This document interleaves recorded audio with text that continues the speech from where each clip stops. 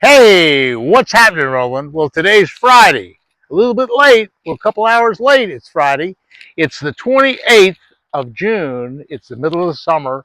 It just started. Summer just started, and we're down in the Mississippi River Delta. We're at Woodlands Plantation at a great place. We're redfish and trout fishing.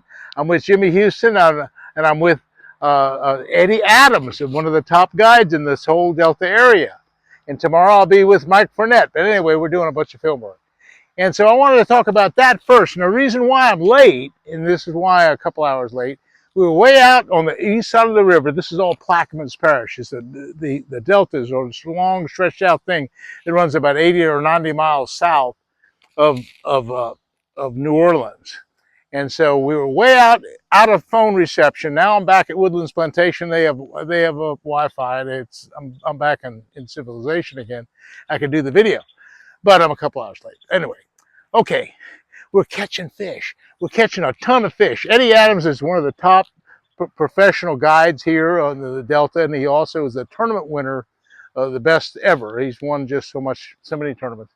Anyway, we went to the Delacroix. The Delacroix is part of the Plaquemines Parish, and we're here to do some film work for Plaquemines Parish, and that's the county, the parish of the Delta.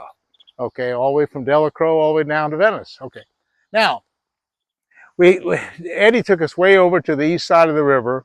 We had to go through the Empire Locks. It was quite an ordeal, but we got there, and I have, of course, my bass boat. Everything's working perfect. And I'll talk about the electronics in a minute because it was another whole issue. But anyway, we caught fish. And not only just a few fish, we caught like 50 fish.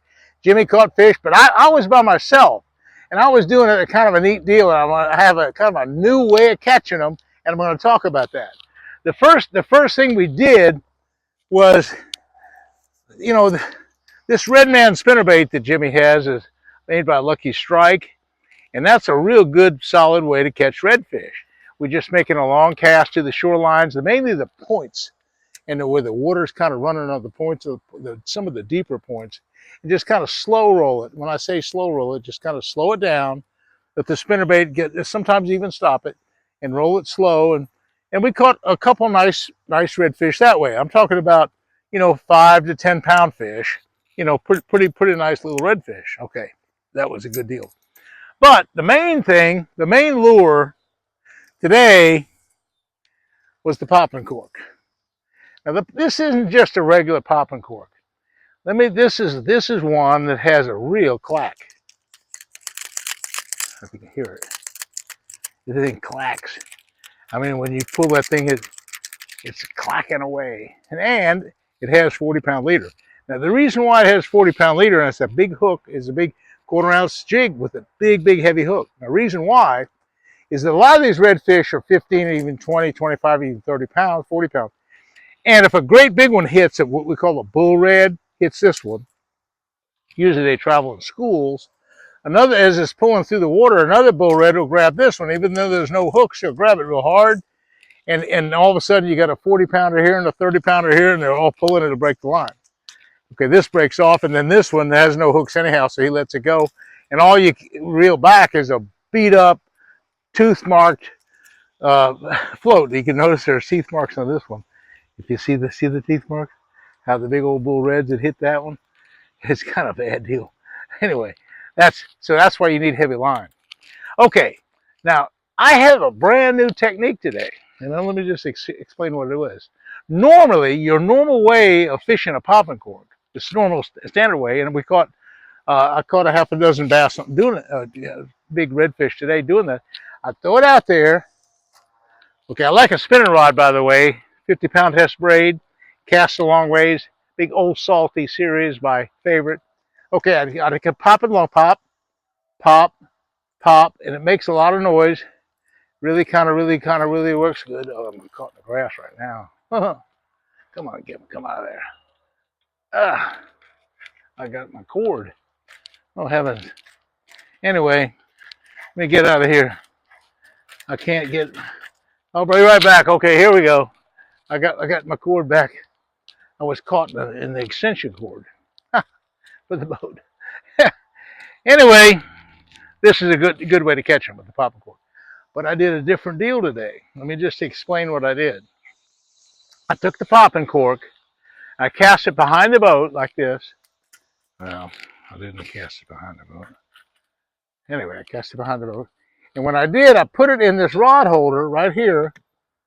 And it's not a rod holder. It's just it just holds rods to the boat. And this, and I let the thing drag behind the boat. I let the whole thing drag behind the boat. And guess what? I caught like 4 or 5 great big, almost bull reds, like, 8 to 10, 12 pound big bull reds. I was just dragging the popping cork, just dragging it along.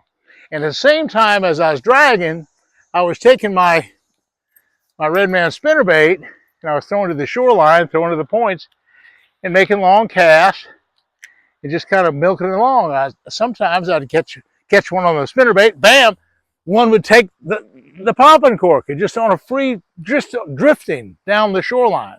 The popping cork wasn't moving, but just suspending the little jig off the bottom. And here was the secret.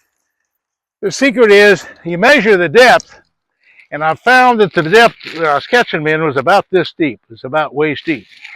So what I did, I took the popping cork and I adjusted the end of the deal. Let's see if I get this unwrapped here for a second. Okay.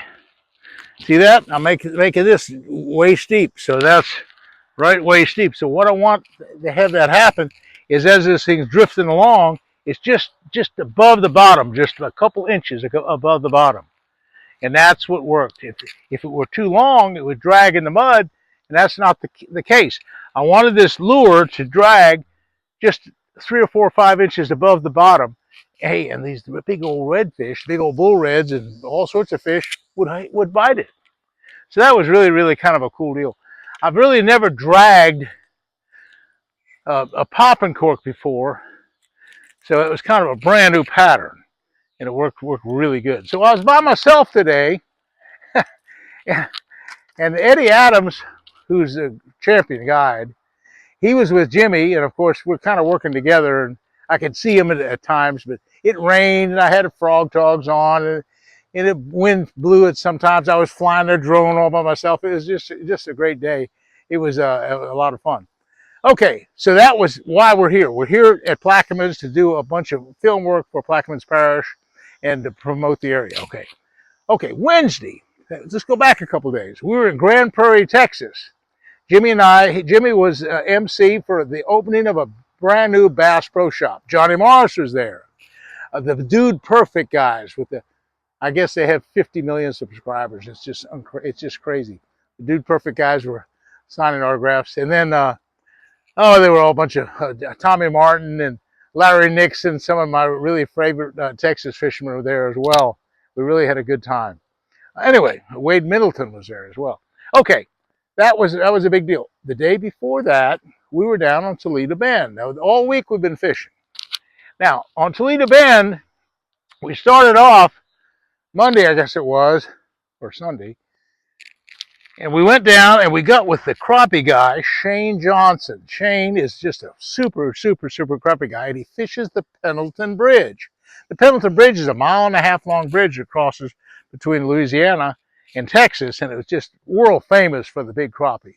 We're talking about crappie, I mean big crappie, as bigger as this tablet, it's bigger than this tablet. 1.25 pounds, 1.5 pounds crappie. They was really, really mammoth-sized crappie. And we were taking a little jig, and Shane had a new technique that was really cool. He calls it a flag. Yeah, and we kind of exposed his secret.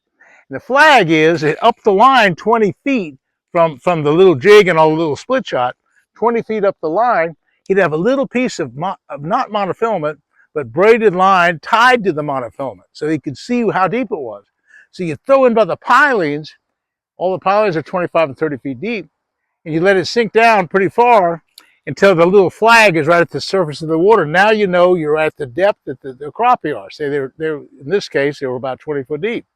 And that little flag, and boy, we were hooking them right and left. That was a really big deal. Okay, the bridge was a big deal. The next day, I got with this guy by the name of Josh Sykes. Josh Sykes is an electronics expert. He sets up a forward-facing sonar, and he's got my forward-facing sonar set up to the nth degree. He tweaked it really, really well. You know, so I have this pedal now, and then of course it turns. You notice how it's turning right there when I hit the pedal. It's all perfectly aligned. The other thing that he does is he takes people out, and he's a guide, and he's a bass guide, but he usually takes their boat, and what he does, he sets their electronics up so that they're just tweaked out perfect. And so mine is just exquisite now. It's just working better than it's ever worked, because Josh has set it up. And we caught about 10 or 15 bass the day I fished with Josh. The next day I took Mike Weiscarver, my Booyah buddy. Makes that Booyah Clean product for direct release and clean the boats and stuff. And Mike and I went out and we caught another half dozen or so bass on some of those same spots using the forward-facing sonar, actually spotting the fish. And that day we kind of filmed some really neat stuff. We'd see a little pot of bass, 2 or 3 bass on some of these little points. We'd throw a crankbait. In one case, we threw a crankbait, and 2 or 3 times you could see the bass following the crankbait and actually eating the crankbait. It was really a really cool episode.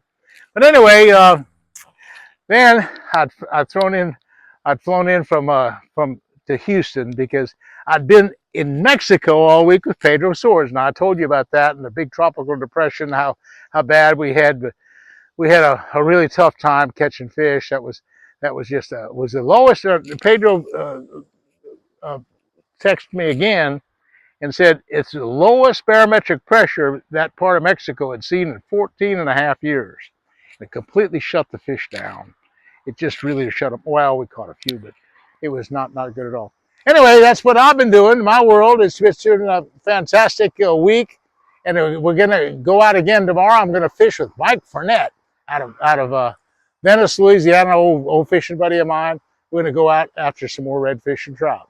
Hey folks, I'll keep you posted. I'll tell you how we're catching them, and I hope I catch you along the way, teach you a few things about how to catch these fish. Hey, thanks for watching. And hey, hit that likes button. O'Reilly's and Bass Pro Shop, they all go crazy over these videos. Just hit that likes button. We'll see you again soon. Hey, thanks for watching.